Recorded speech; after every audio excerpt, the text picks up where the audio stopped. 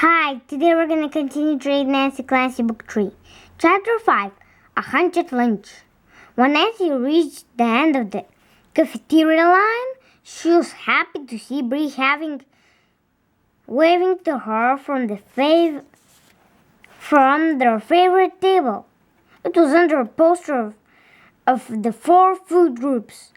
After opening their lunch bags, they decided to trade sandwiches.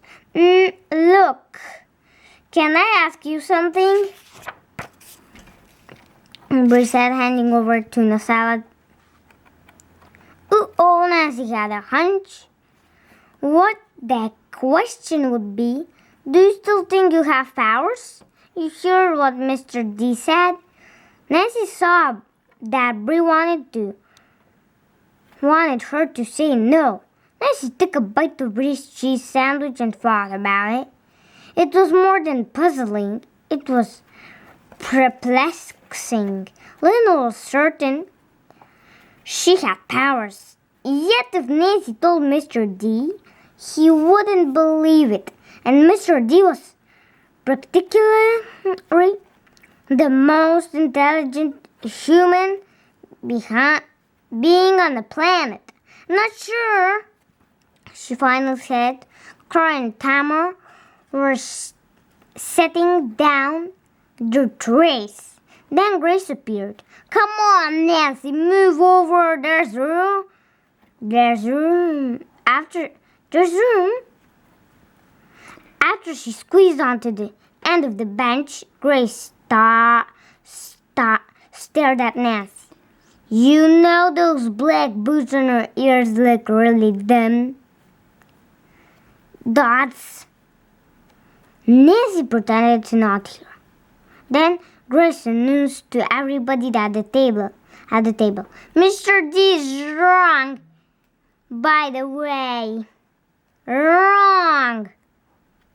That has been one of the last week's spelling words. Wrong? That had been one of the last week's spelling words. The fortune teller my aunt went to definitely could see the future.